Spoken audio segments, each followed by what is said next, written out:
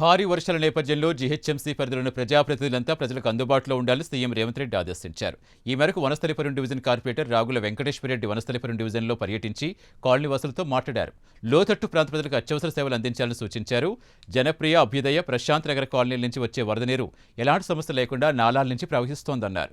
వర్షాలతో Christian colony ప్రజలు అనేక ఇబ్బందులు గురయ్యేవారని ఇప్పుడు ఎలాంటి సమస్య లేదన్నారు. వచ్చే 6 నెలల్లో వనస్థలిపురం డివిజన్లో సీసీ రోడ్లు లేని కాలనీలుగా ఉండకూడదనే లక్ష్యంతో పనిచేస్తామని తెలిపారు.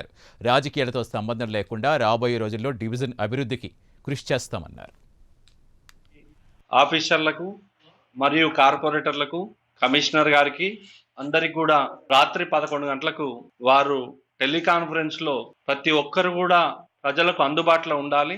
ముఖ్యంగా ఎలక్ట్రిసిటీ డిపార్ట్మెంట్, జిహెచ్ఎంసి, పోలీసు ప్రతి సంవత్సరం వర్షాలు వస్తున్నాయంటే ఒక గుండుజంగే నగర్, Christian colony, Janapriya homes, Abhyudayanagar colony ఖచ్చితంగా ఆ ఏరియా నుండి ఫోన్లు వచ్చేటివి. నిజంగా కూడా బీద వాళ్ళు కూడా ఒక వెంచర్ చేస్తే కొనుక్కుంటే వాళ్ళకి ఆ రోజు బాపర్ జోను, నాలా అని తెలియకుండా కూడా కొనుక్కునే వాళ్ళు ఉంటారు. కాబట్టి గతంలో వేసిన డ్రైనేజ్ తప్ప కొత్తగా వేసిన డ్రైనేజీలు లేవు.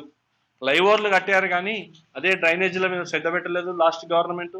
ఫ్లైఓవర్లు కట్టినంత మాత్రాన ఇంటి ముందల డ్రైనేజీ బాగుంటేనే, నల్లాలు బాగుంటేనే, నాలాలు బాగుంటేనే ఈ ఫ్లడ్స్ ఎఫెక్ట్ కాకుండా ఉంటుంది.